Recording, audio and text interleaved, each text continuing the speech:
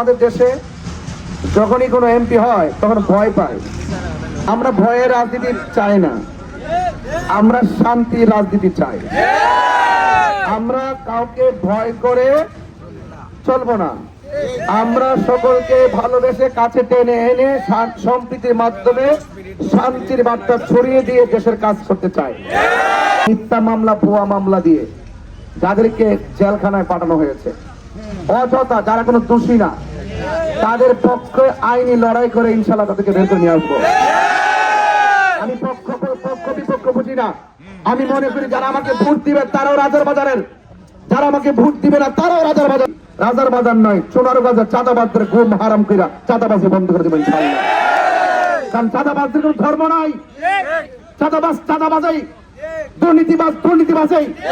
আমরা যেভাবে আলাপ আলোচনা করতে শুনি, এই দেশে যে ইসলামী মূল্যবোধ আছে, এই দেশের সকল মানুষের যে নিরাপত্তার কথা ভাবতে হবে, চা শ্রমিকদের সাথে যে অর্থনৈতিক বৈষম্য করা হয়েছে, এগুলো যে দূর করতে হবে, এবং মানুষকে মব ভায়োলেন্সের মাধ্যমে রাষ্ট্রযন্ত্র যেভাবে অস্থির হয়েছে, মানুষকে ধর বলে মব ভায়োলেন্সের মাধ্যমে যেভাবে মেরে ফেলা হচ্ছে, এবং সাধারণত কিছু হলেই মানুষকে এমন ভাবে অস্থির করা হচ্ছে মামলা বাণিজ্যের মাধ্যমে, এইগুলো এইভাবে যদি চলতে থাকে একটা দেশ কিন্তু আগাতে পারে না।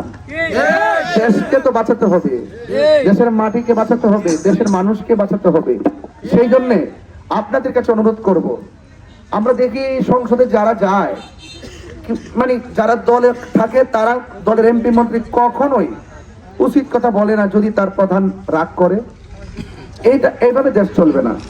দেশের দায়িত্ব পালন করলে জবাবদিহিতা লাগবে। আপনার এলাকায় যদি চেয়ারম্যান থাকে, আপনারা তাকে ভোট দিয়ে বানিয়েছেন, আপনারা জবাবদিহিতা করবেন যে চেয়ারম্যান সাহেব রাস্তা হলো না কেন। এরকম জবাবদিহিতা কিন্তু লাগে। আমরা কি পায়? ভয় পায়।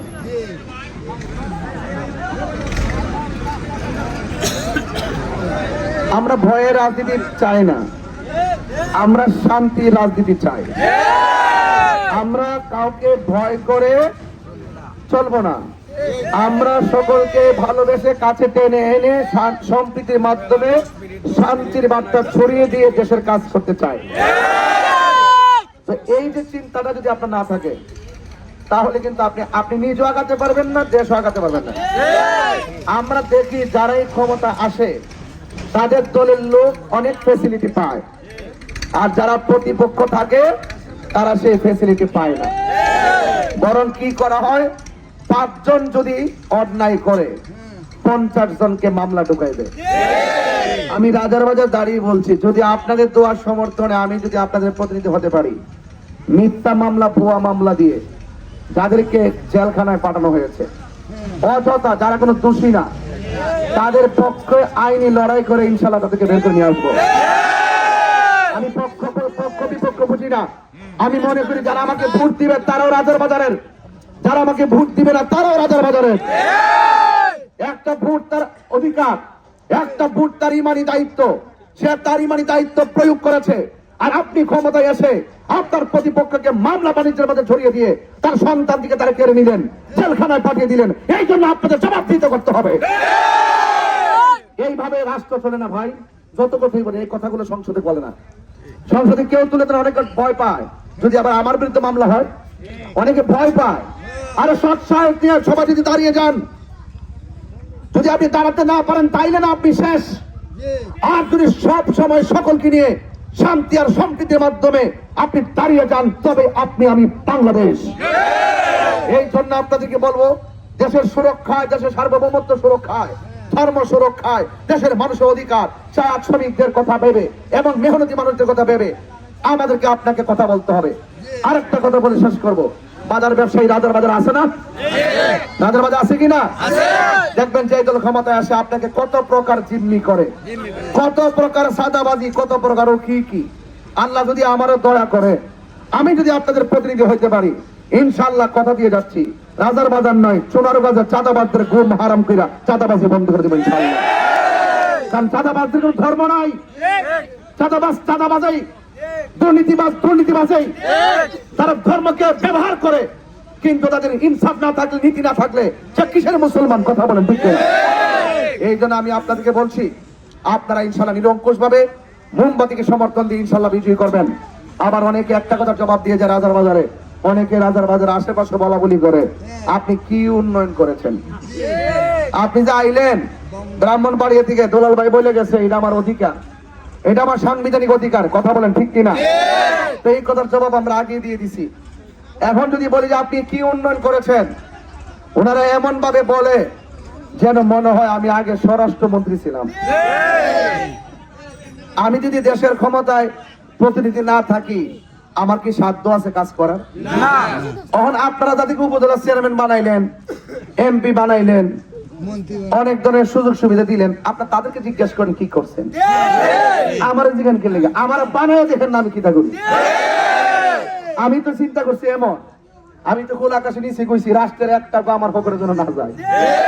আমি তাহিরি হুজুর নীতিতে বড় করা রে ভাই, আমি ইনসাফে বড় করা, জবানে বড় করা, আমি কখনো ওয়াদা খেলাফ করি না। হ্যাঁ, এই জন্য আমি তো চাইতেছি যারা একটু আস্তে আস্তে বলছে কি উন্নয়ন করছি, আল্লাহ যদি আপনাদের দুয়ার সমর্থন যদি আল্লাহ আমার কবুল করে, ইনশাআল্লাহ মাধবপুর চুনারঘাটবাসী আমার কাছে চাইতে হবে না, আমার কাছে যাই দরজায় দাঁড়ায় তাহলে লাগতো না, আমার ঘরের দরজা খোলা থাকবো, বুকে বুক মিলিয়ে বলবেন যে এটা লাগবো, এটা লাগবো। আর আমিও তাহিরি বলে গেলাম, আপনি বলার আগে, আপনি কাঁদার আগে, আপনি চাওয়ার আগে আমি আপনার চুনারঘাট মাধবপুরকে নিয়ে এমন স্বপ্ন এঁকেছি, ইনশাআল্লাহ সারা বাংলাদেশে এই চুনারঘাট মাধবপুরকে মডেল বানাই দেবো ইনশাআল্লাহ। এবং এটা ইনশাআল্লাহ আমি পারবো, আমার হিম্মত আছে। কারণ সরকার, রাষ্ট্রতন্ত্র যেইভাবে আপনাকে একটা প্রতিনিধিকে বাজেট দেয়, এই বাজেট যদি সুষম বন্টনীতির আলোকে যদি আমরা যদি প্রয়োগ করি, তাহলে একটা রাস্তাও কাঁচা থাকবে না। কথা বলেন ঠিক কিনা? এখন হয় না কেন? না হওয়ার কারণ আছে। এখানে দাঁড়ায় দাঁড়ায় বড় বড় লেকচার দিচ্ছেন অনেকে, দেওয়ার পরে কি আর সামনে যায় কথা কইতেছেন আপনারা? ভোটটা চাওয়ার আগে বড় হয় যে প্রত্যেকটা ভোটার এমপি, আর ভোটটা নেওয়ার পরে বোঝা যায় যে আমরা মনে হয় লন্ডন থেকে আইছি। কথাটা ঠিক নেই? তখন চিনেই না। আমাদের কাছে, আমার কাছে যাইতে কোনো নেতা ধরন লাগতো না, কোনো ছায়া হওয়ার লাগতো না। এই জন্য আপনারা নির্বিঘ্নে ইনশাল্লাহ আমার কাছে যেতে পারবেন।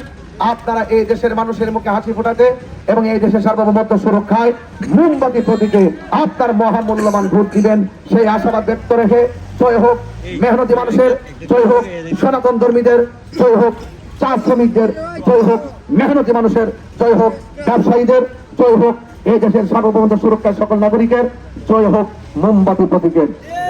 সবাই ভালো থাকবেন, সুস্থ থাকবেন। আল্লাহুম্মা আমিন।